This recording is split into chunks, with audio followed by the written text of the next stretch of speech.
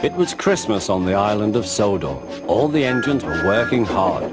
Thomas and Toby were busy carrying people and parcels up and down the branch line. Everyone was happy.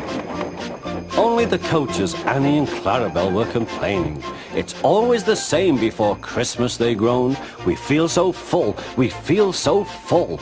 Oh, come on, said Thomas. Where's your festive spirit? Christmas Day is almost here.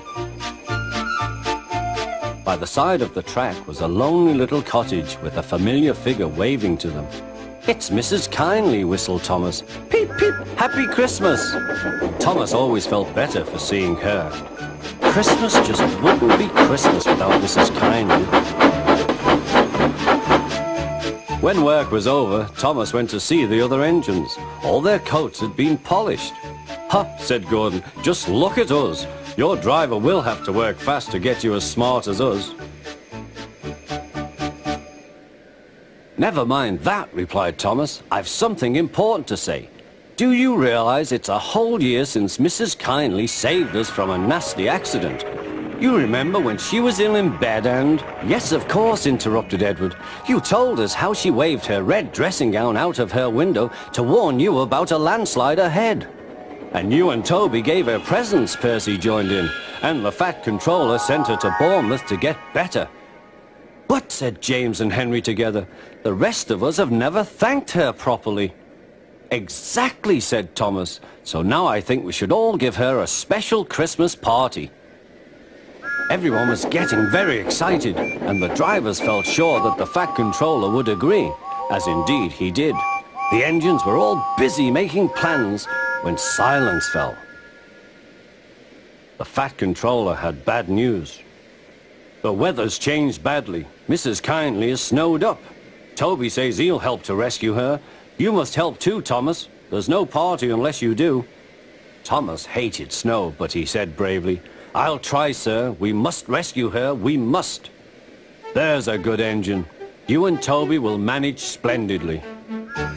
Thomas charged the snowdrifts fiercely. Sometimes he swept them aside, sometimes they stuck fast, and the men had to loosen them.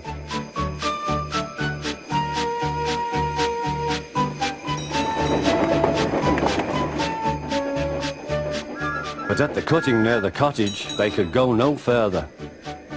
Look at that, exclaimed Thomas's fireman. Peep, peep, peep, here we are, whistled Thomas. An answering wave came from an upstairs window.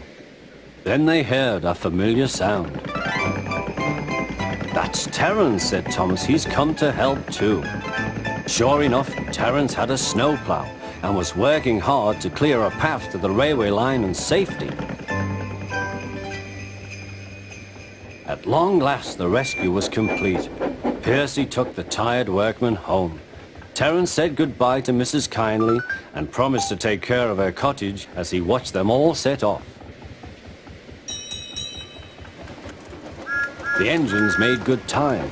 No more snow had fallen, but the yard was dark. Thomas's heart sank. Suddenly, all the lights went on. What a marvelous sight awaited Mrs. Kindly. Well done, said the Fat Controller. I'm really proud of you all. Mrs. Kindly especially thanked the smaller engines. Thomas and Toby are all friends, she said. And now, Percy, you are my friend too. Percy was very pleased. 3 cheers for Mrs. Kindly, he called. Peep, peep, peep, they all whistled.